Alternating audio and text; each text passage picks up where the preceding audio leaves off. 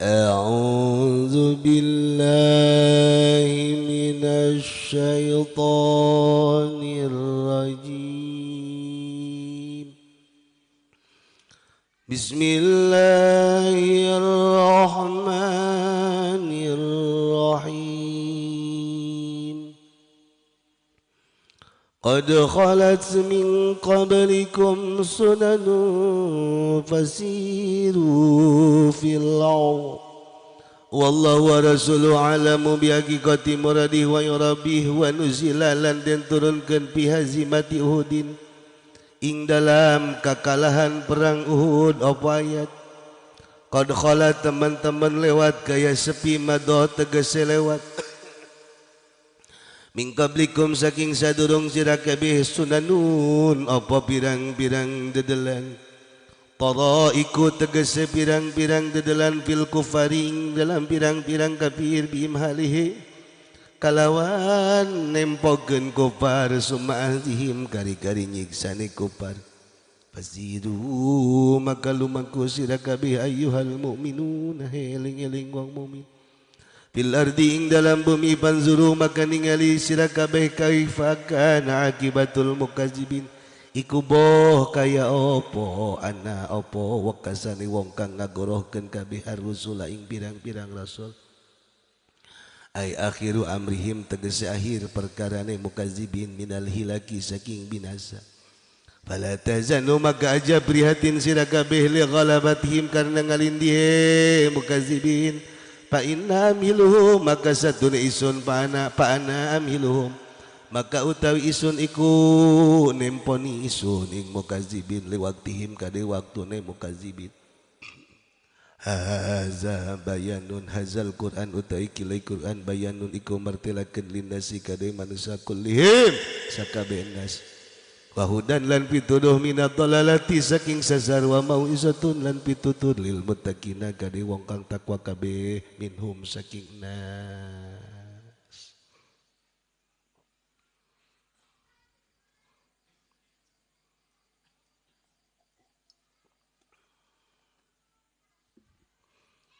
Urang teruskeun pangajian urang kitab anu kadua yakni tafsir Al-Qur'anul Karim anu ngajelaskeun kalam-kalam Allah moga-moga urang sadayana kapancar ku cahaya Allah Subhanahu wa ta'ala.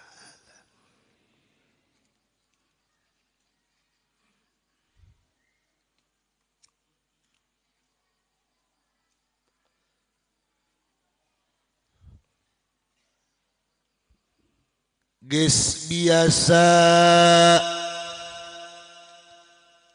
wawatek manusa mah lamun gagal sok ngalamun kabehan nyaho kasabah kasahabai ngomong tapi lamun sukses cicing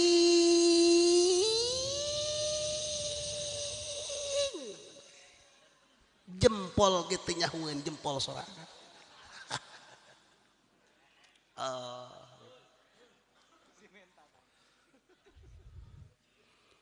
mun boga duit ngoncian lawak ya Allah ya Rabbi ditanya ge hese biasa ditanya ya Allah ya Rabbi tapi lamun giliran teu boga duit Allahu Akbar sapang jumahan nyaho kabeh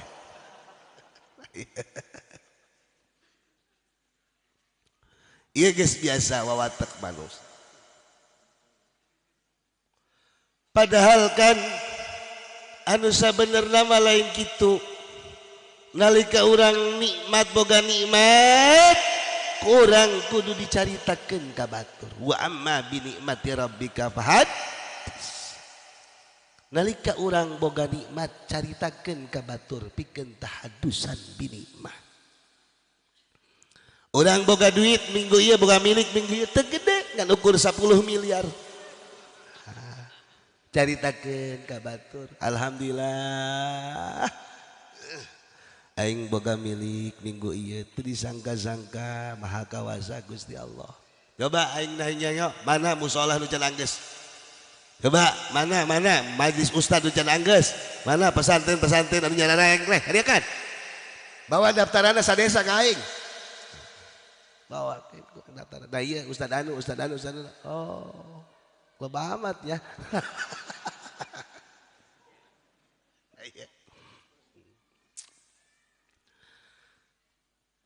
Sabalikna cek kula tadi lamun menangka susah. Mun menangka susah jelema mah jelema prihatin. Jeung selalu ngomong ka batur. Sehingga seolah-olah dirina nupang susahna salam dunia. Nah, ieu ge terjadi ka sahabat nalika eleh dina perang Uhud. Jiwana terganggu, mentalna terkoyak. Hilang semangat hidup. Begitu eleh tina perang Uhud, apalagi Kanjeng Nabi sering bermuram 1000 sering bermuram durja. Kamu asal tinggali keluar Kanjeng Nabi ka masjid katingali keneh bengkak di pipina urat tumbak anu nyerang kana gugusina jadi para sahabat.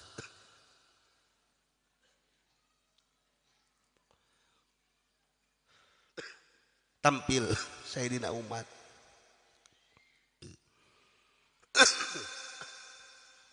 Cek Sayyidina Umar.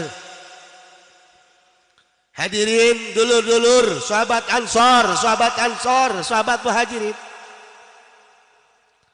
Urang eleh dina perang Uhud. Nyesal biasa. Prihatin biasa. Sedih biasa. Tapi lamun terus-terusan berlarut ieu lain wawatak bangsa jelema Islam. Eta sahabat diomongan kitu ku Sayyidina Umar lain timbul semangat malah ceri.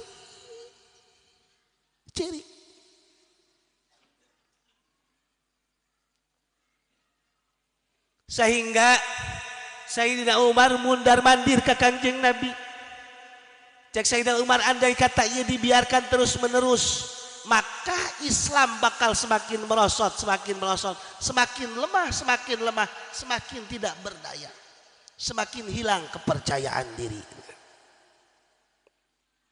Ya Allah ya Rabbi, asup ke masjid tungkul, keluar di masjid tungkul, bahkan saking keprihatin-prihatina sahabat menyesali dina perang Uhud karena tenurut ka Kanjeng Nabi dahar bae geus poh asli mah beda jeung urang. Ai urang menyesal prihatin ai dahar gembul bae. Allah. Karena situasi itu membahayakan maka Kanjeng Nabi munajat ka Gusti Allah Subhanahu wa taala menta ubar anu mujarab.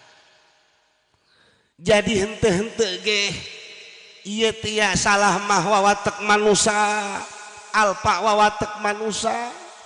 Tapi lamun dibiarkan seperti koskekan bahaya.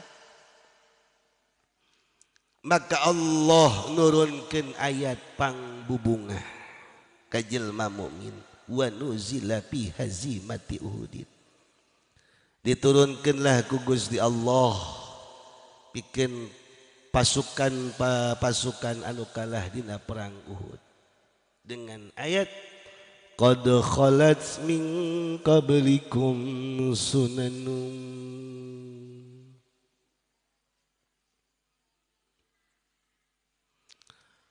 Qad khalat. Coba buka lebar-lebar wawasan panganyaho tentang perjalanan umat nu baheula sameneh anjeun.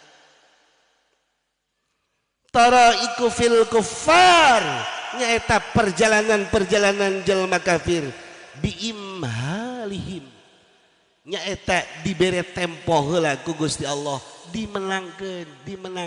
dimenangkeun summa akhzim ujung-ujung namah dihancurkeun ku Allah Subhanahu wa taala. Basiru ayeuna maneh ulah cari cing bae di Madinah, ulah cari cing bae di imah masing-masing, sok lelempangan rekreasi cari angin segar. Ayyuhal mu'minun wahai jelma mukmin fil ardi di muka bumi ieu fanzuru kaifa kana akibatul mukazzibin. Coba renungkeun kumaha ujung-ujungna jelma anu ngabohongkeun para rasul. Ai akhiru amrihi minal hilak tegasna ujung-ujungna kehidupan dirina nyaeta dibinasakeun ku Allah Subhanahu wa taala. Ieu teh ayat tasriyah. Jadi lamun urang menang kagagalan ulah terus-terusan dilamunkeun, coba urang lelempangan keluar neangan angin segar. Urang boga warung urang lain maju andahan mingping mundur. Ujung-ujungna bangkrut bea ka warung-warungna.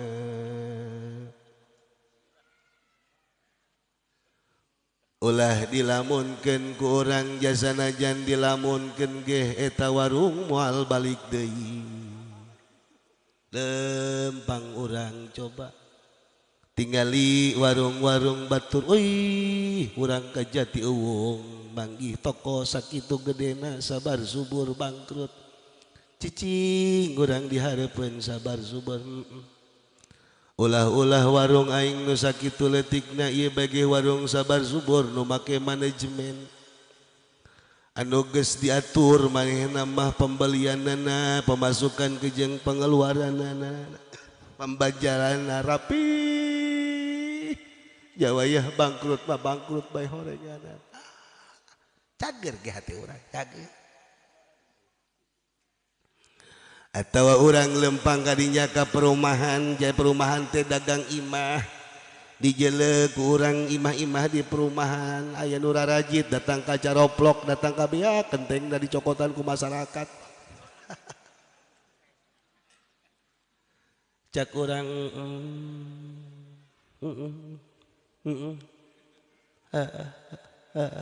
benar. Pasiru fil ardi urang ulah cicing bae jele itibar keluar urang nganjang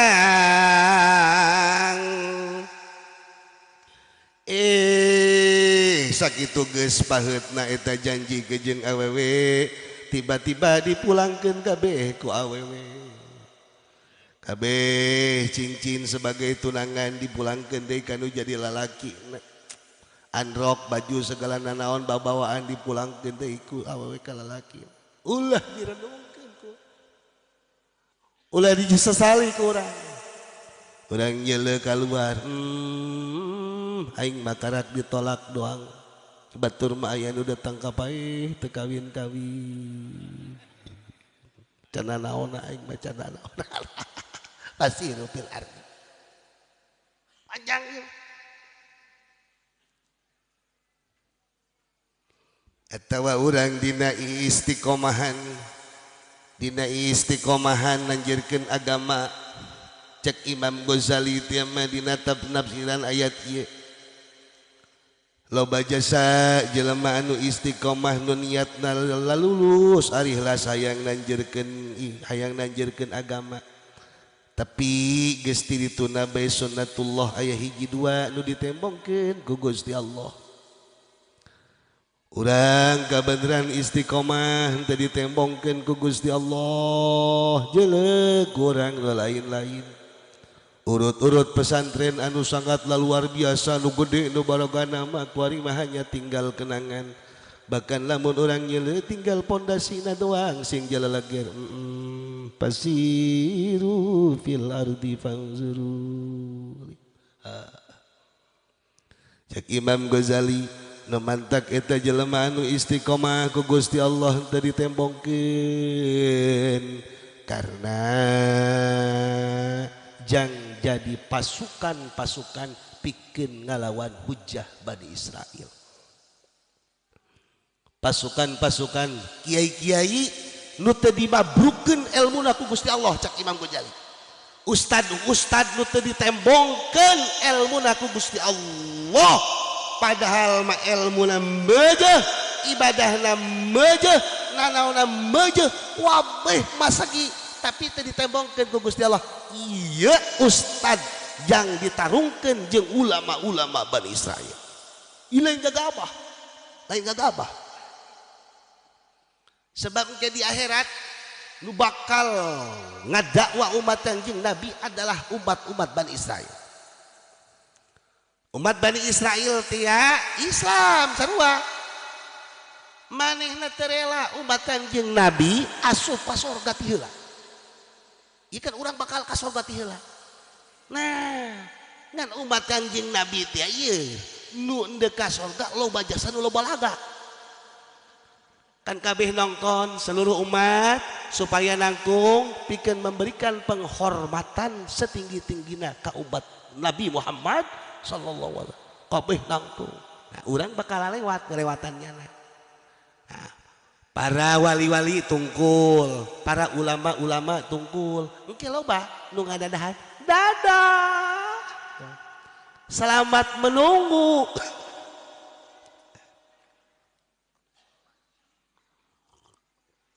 Nah, ulama Bani Israil loba nu teu rela. Sehingga ngahujah ka Gusti Allah, Gusti mun nabi na ka sorga ti heula mangga, ulama na ka sorga ti heula mangga, wali na ka sorga ti heula mangga, tapi itu model kitu mah tahan heula Gusti, tahan. Cek malaikat, cek Gusti Allah emang kurang kita alah piraku potongan kos kitu ka sorga ti heula atuh hebatan kami keneh. Nah, maka bakal ditampilkan ku Gusti Allah cek Imam Ghazali. Itulah ulama-ulama mastur, ulama-ulama anu ditutup kamabrukan aku Allah Subhanahu wa taala. Panggil Ustad maju. Ustad bakal ditarungkeun ustad-ustad umat Kangjeng Nabi kejeung ulama-ulama Bani Israil. Bakal ditarungkeun. Pertama anu ditanyakeun ku manehna. Sakumaha anjeun ibadah ka Gusti Allah Subhanahu wa taala? Jawaban eta ustad, ibadah maneh dengan umur nu panjang lamun ditimbang mun diukur teu sapoe-sapoeun acan jeung ibadah aing. Konyol sia tad. Sabaraha aing diberi umur ku Gusti Allah 1000 tahun, aing mah diberi umur ngan ukur 60 tahun. 1000 tahun ibadah sia ngan ukur sapoeun ibadah aing. Emang siap puasa baik itu? Entah. Salat baik? Entah.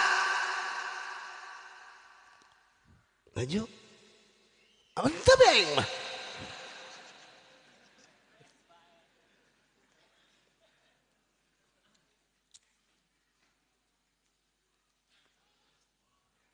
Pan siapa nih ngomong gitu? Ya.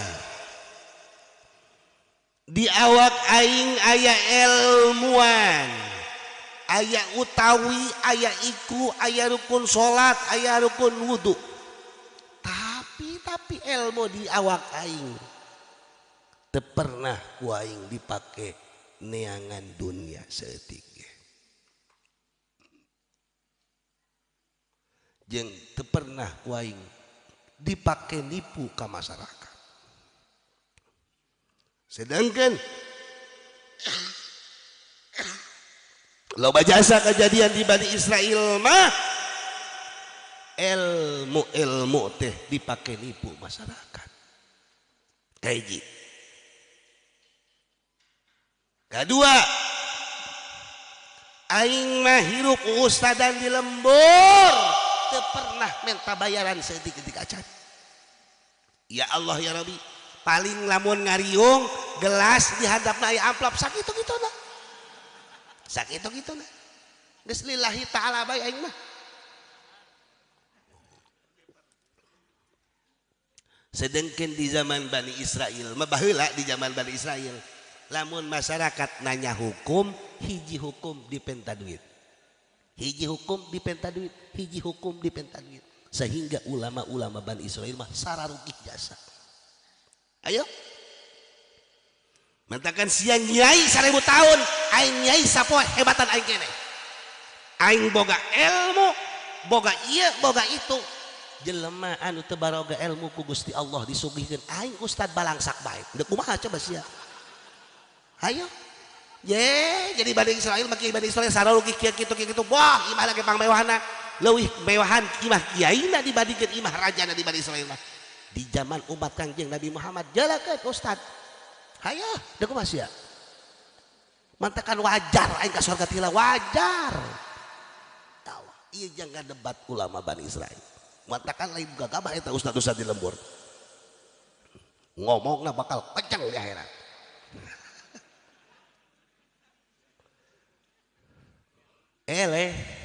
Nah, ayeuna nu bakal ditarik ku ulama Bani Israel adalah umat-umat Kangjeng Nabi anu henteu pernah malah santren, masyarakat biasa ditewak bicara kelar. Gusti kajian Nabi mati heula, wali mati heula, ulama mati heula, ustad ge kajian kula rela kajian ustad balangsa kita Gusti kajian. Tapi pan ieu mah masyarakat ya, masyarakat. Pan kami mah ulamana. Piraku ulama Bani Israel saki ulamana leuwih pandiri dibandingkeun masyarakat biasana. Cek Gusti Allah. Lawan bae masyarakat Ustad Nabi Muhammad. Lawan.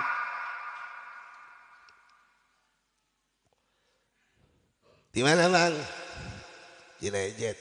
Ustad lain. Di mana ya? Surga lah.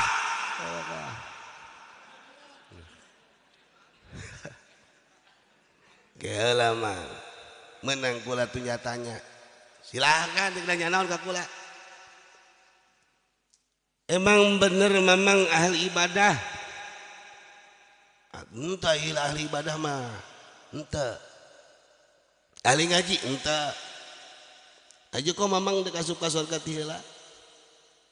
Sedangkan kula mah ieu teh ulama Bani Israil. Kiai. Di zaman Kangjeng Nabi umatna dibere umur nu pendek-pendek jasa. Ari hukumna ngabuadag jasa. Hukum wudu, hukum sholat, hukum puasa, hukum zakat, hukum haji. Kami temunggah haji ge hukum nama nyaho. Zakat tilok mah zakat ge karena teu boga zakat teu aya ilmu nama nyaho. Pokokna mah kami mengaji bae. Haji bisa entah. Kulo balong pada hukum Kangjeng Nabi upat Kangjeng Nabi kulo balong pada kampung kota kula didengekeun bae ku kula hayo hayang sakumaha hukumna didengekeun bae ku kula. Nah eta. Sedangkan di Bani Israel ya Allah ya Rabbi sapira waktu sholat ngan ukur hiji di Nabi anu ukur hiji Nabi anu ukur hiji kami mah sape-sape tinggal 5 waktu sholat kabeh sholat make elbow kabeh dek kumaha Matakan wajar kami ke sorga ge, wajar.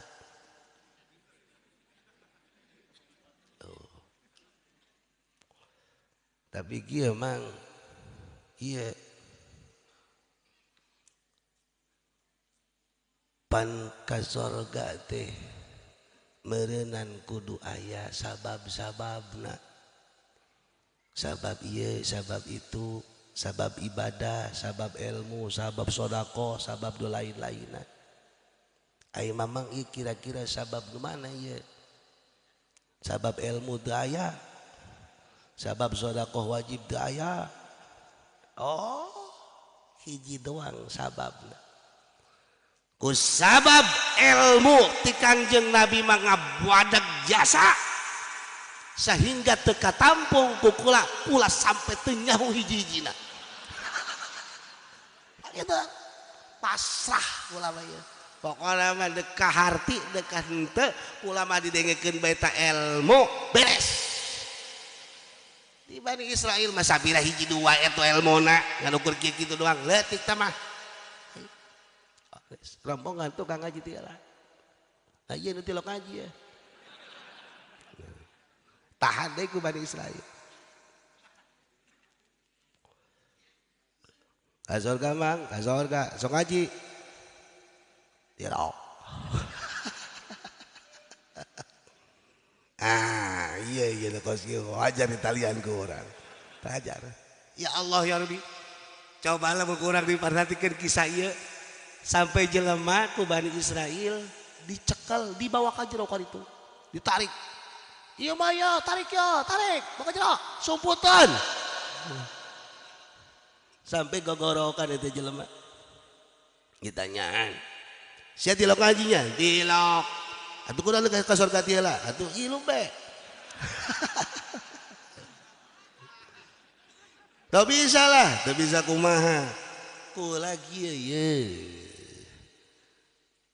Asal tetangga kula rek ngaji, kula nanya, "Dek ka mana, Mang?" "Dek ka Cilejet ngaji." "Oh, nyaho doang tah." Nyana dek ngaji kula nyaho. Coba sampai katakan.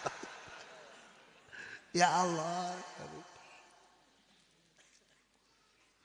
Karena ngaji mah ngaji pang babarina ibadah wukuf di Arfah babari pang babarina ibadah wukuf orang ka Mekah wukuf di Arfah teu nyaho eta Arfah sah. Bahkan orang katulimbang doang katulimbang di Arfah sah teu nyaho eta Arfah sah. Ngaji leuwih babari ti kos kitu ganjaranna. Jelema ka Cilejet di Cilejet teu nyaho aya pangajian laju diuk di tukang uduk nanyakeun ka naon eta ngaji. Oh ngaji tanpa dihaja aya ilmu nu asup ka ceulina ka manehna jadi bae eta ganjaran. Jadi bae ganjaran ilmu asup ka ceulina nyana keur ngauduk jadi bae ganjaran. Ditutupan ceulina kieu. Kadenge bae remeng-remeng lah jadi bae ganjaran. Saking kubabari-babarina ganjaran ngaji. Ya Allah asal bayar bae ka tukang udukna.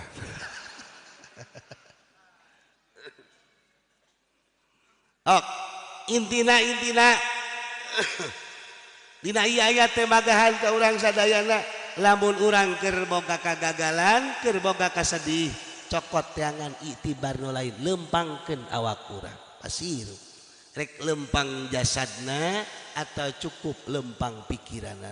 Oh jalain aing doa fala tahzanu li qalabatihim. Jadi maneh ulah ngarasa minder ku sebab eleh ku jelma kafir fa anna amhilhum liwaqtihim karena kula tinggal menunggu tempona doang suatu saat pasti binasa. Hazal Quran bayanun linnasi kullihim tah ieu Quran teh ngajelaskeun ka sakabeh manusia. wa hudan minad dhalalah jeung petunjuk tina kasasaran wa mau'izatun lil muttaqina minhum jeung pitutur atawa suri tauladan pikeun jalman muttaqin ti rombongan manusia.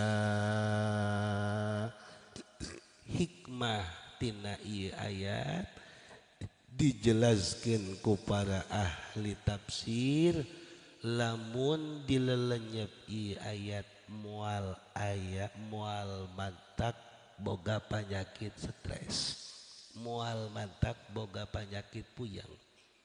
Mun ieu ayat ku urang ditalar ngawariskeun moal boga penyakit puyang. Mun urang keur puyang dicarekanan ku pamajikan puyang, dicarekanan ku mitoha puyang, dipecat ku pabrik puyang. Bacakeun ayat qad khalat min qablikum sunanu fasiru fil ardi fanzuru kaifa kana akibatul mukadzibin hadza bayanul linnas wa hudaw wa mau'izatul lil muttaqin. Dicacaprak kurang ku pamajikan dasar salakit tolol bloon fasiru fil ardi fanzuru kaifa cager ukuran cager bacakeun ka bagian qad khalat min qablikum sunanu fasiru fil ardi fanzuru. Oh, dipecat ku bos, berhenti kamu kerja. Qad khalat min qablikum sunanu ukuran cager ibayat ya lamun ku urang ayat ieu ditalar ieu ngawariskeun kana sukses. Mun urang boga warung oleng bacakeun ieu ayat ge ces bruk moal langsung ngangkat deui. Hok naon bae ieu mah ayat naon bae urang jadi pejabat kos engkeut ieu asana bakal kageser ku batur bacakeun ieu ayat qad khalat min qablikum sunanun fasiru fil ardi fanzuru diwiridkeun ku urang asal sabada salat sakali qad khalat orang keur ngawarung bi mang meuli gula qad khalat min berean heula karek bacakeun ayat ya Allah. Ieu khosiat di ayat mun dibaca mantak ngawariskeun kana sukses. Mudah-mudahan orang sadayana dipasihan kabarokahan ku Allah, nu usaha dilancarkeun usahana, nu tani diberkahkeun tanina, nu ngajabat dilongsongkeun jabatanana, nu istiqomah diberi kabarokahan ilmuna ku berkahna ieu ayat amin ya Allah ya rabbal alamin. Wala tahinu wallah